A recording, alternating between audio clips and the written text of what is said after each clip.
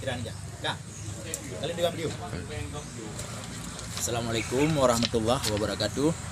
Terus semangat ke Bandung, Sederalun yang na Bansikom nang Aceh, khusus di daerah Kalun yang na di Malaysia, Norwegia, Swedia, Denmark. Din dengan kena kan? Ini lagi arahkan nyo suasana agak hek becut, tapi walaupun lagi lu sampaikan padu-padu krek haba dengan urung drone yang na di luar nanggro di JO. Kuru semangat ni bakronyo, mualim gedanyo, yo kunjungi rumah almarhum salah satu pejuang Aceh Tun Sukurung Pluh yang na di wilayah Perlak. Nake rumah Bang Liton. Likut nebaknyan patewo mualim pi ke singgah ni bak rumah salah satu pejuang Aceh sih yang ka kurung sihat jeno, ka tuha dan ka lumah pisik. Nake rumah Bang Dirman Madat. Mungkin urun-urun nuturi Bang Dirman Madat yang te dan kiban kiprah ganyan dalam perjuangannya. Kuru semangat. Rakan lun mualim piuronyo sempat ke singgah sit kedih bak rumah almarhum Abu ataupun Tunku Sulaiman Hasan. Salah satu gam ek Tripoli Libya yang meninggal ni baru tanggal 20 Februari 2020 di Rumah Sakit Zainal Abidin Banda Aceh.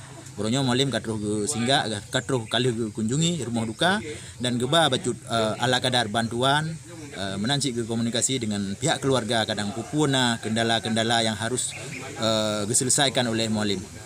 Mualim bandum sahabat-sahabat ganyan yang lebih hawai ditinggal katanya mandum nak kunjungi. Dan buno nasi kita mong bak rumah almarhum ayah daripada Tunku Taliban, mantan anggota DPR Kabupaten Aceh Utara, dan ayah daripada almarhum KBS, mantan juru bicara katanya Mawai, juru bicara agam ataupun KPA. Kasih kono lu pesampun bak urung drone semoga urung drone pi bersihat. Mohon bagikan videonya, subscribe, komen, masukkan ke tuan.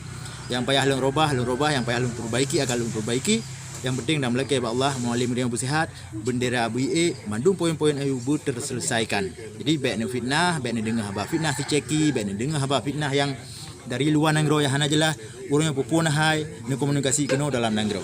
Ngolong je komunikasi dengan rakan-rakan lain yang na di Aceh je. InsyaAllah saban-saban tak bantu, saban-saban tak pukun, tapi informasi yang aktual, yang akurat tentang perkara persoalan Aceh, hino di Aceh. Baik dengar haba gop. Mualim hana tua ke rakan, mualim hana tua ke anggota, mualim hana tua ke sahabat-sahabat. Cuma mualim sidraw hana rame. Jadi nu maklum kerono. Uronyo ka di Aceh Timur lagi uronyo. Nyulut duan na di Madat Aceh Timur. Tinggal kaum labuh. Jadi nu maklum.